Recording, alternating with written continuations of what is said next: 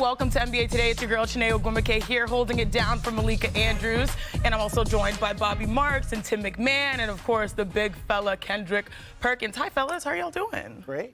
It is great to be here. Perk, how's Houston home? How's Houston? How's back home? It's hot.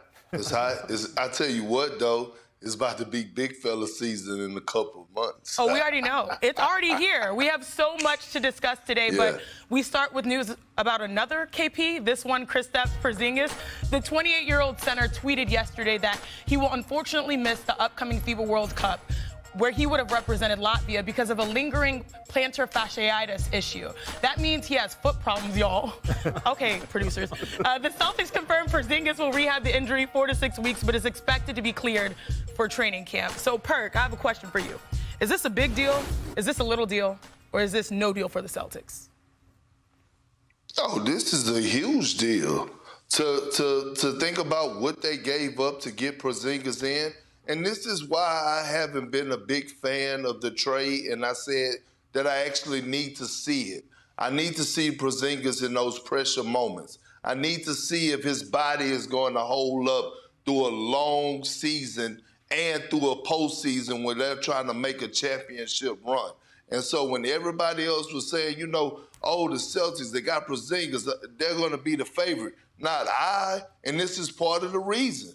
Because he has an injury history, and when we talk about guys like Anthony Davis, Kawhi Leonard, we need to start mentioning Porzingis. He's right there in the conversation of availability. And so until I see it on the floor, I'm still going to have these same concerns that everybody's been having since he was drafted by the New York Knicks. Tim, thoughts? Yeah, look, with Kristaps Porzingis, you worry about his health even when he's healthy because durability is always going to be a huge question mark with him. He's had problems with both knees, his back, now it's a foot. Rick Carlisle, when KP was with the Mavs, he told me once, he said, he might be fragile, but he's not soft. And Carlisle was actually sticking up for him. His point was, the problem's not his toughness, it's just that his body betrays him a lot. So this isn't coming back off a knee surgery, but anytime there's a health issue with KP, your antenna goes up and your concern goes up. Yeah, that's understandable. He might be fragile, but he's not soft. I like that. That's a bar. Bobby, how concerned should the Celtics be with depth this season, especially hearing this news? I was already concerned about their depth before the Porzingis injury. And when you look at certainly where is Malcolm Brogdon with his health? Remember, he missed that Game 7 against Miami here. And when you look at Robert Williams, certainly the wild card. And the big picture of it is they traded Marcus Smart and Grant Williams for Kristaps Porzingis. So addition, subtraction here, and Derek White is now the starting point guard. And when you look at that depth, that is certainly thin. And if Porzingis is out, they're mentioning 4 to 6 weeks right before training camp. I've already have concerns, and I've got more concerns certainly right now. Well, last year, the Celtics were number 2 in both offensive and defensive rating. Perk, are you more concerned about their offense, even though they have had firepower without Porzingis, or do you think their defense is what really they need to get back to? I'm not concerned about their offense because we're living in times right now where nobody is really strapping up across the league, okay? But defensively, I worry about their front line. And as Bobby talked about it, we know about Robert Williams, right, and his health issues. And then Al Horford, he's not getting younger. He's getting up in age. Hell, he's going to be able to qualify for his pension in about 5 or 6 years. And so when you think about Porzingis, we're talking about a Celtic team, again, that is about championship, not getting through an 82-game season, not making it to the conference finals, not having to get a good run and being bounced out in the second round. No, winning a championship. And winning the championship comes with being healthy and being available. And then when you get to the postseason, you think about guys having to lock in defensively. We watched a guy like Michael Porter Jr. accept the challenge for the Denver Nuggets and become a better defender. We watched Jokic become a better defender last postseason.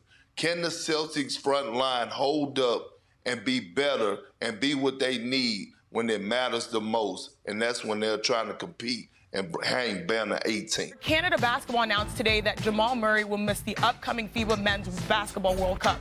Last season, Murray played 65 games and was a major force in driving the Nuggets to the aforementioned first NBA championship in franchise history.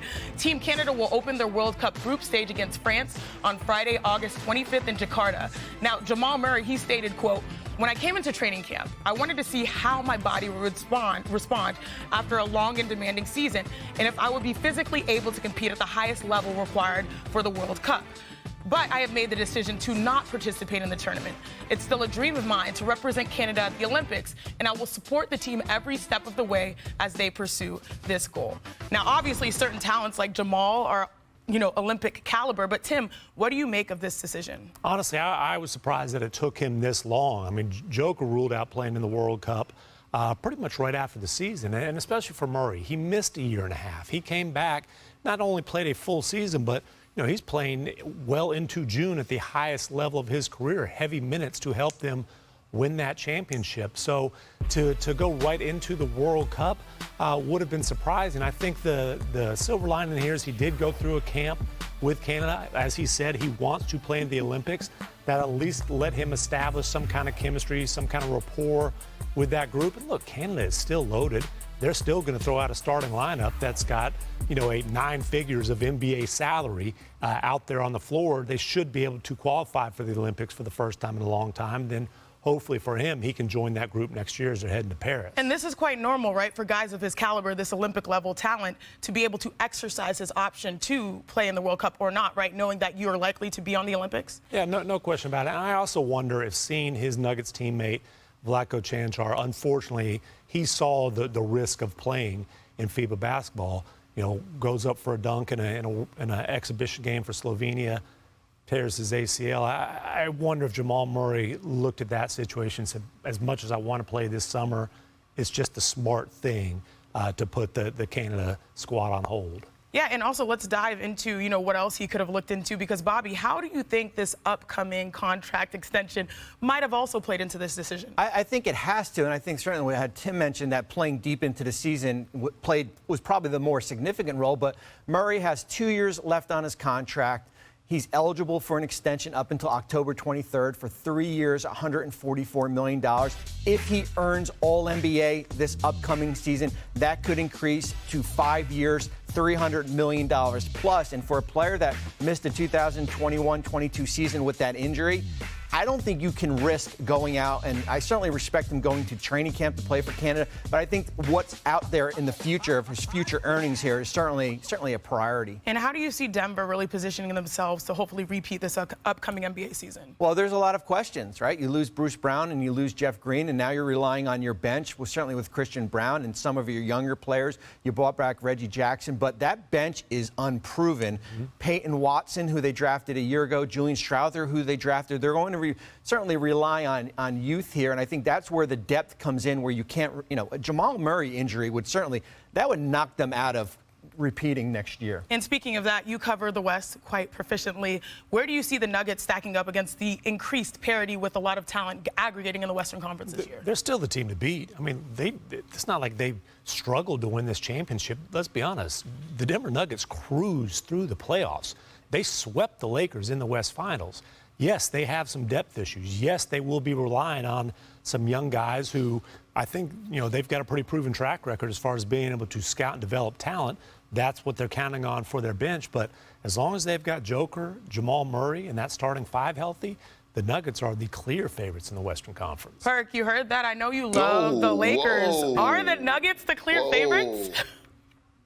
No, they're not. And it's hard as hell to repeat. When you talk about winning the NBA championship, one, you want to try to make sure that you bring everybody back that actually was part of that championship team. And we know 2 people for sure that's not coming back is Jeff Green and Bruce Brown, that played a significant role for the Denver Nuggets in winning the championship. But to talk about Jamal Murray a little further, when you think about playing into June, okay, and then all of a sudden teams that didn't make the playoffs, Jamal Murray didn't already play 2.5 more months of basketball than those guys. And then now all teams, majority teams, report back to training camp right after Labor Day. So the season is right around the corner. Again, we can look at examples, guys like Drew Holiday and Chris Middleton. We remember when they won the championship, it was a week or two. They hopped right on the private jet and went met Team USA and won the gold medal. And we remember how they came back the following season. They were tired, their bodies were breaking down. It's a huge adjustment, but again, pump your brakes for a second because the Phoenix Suns gonna have something to say about it.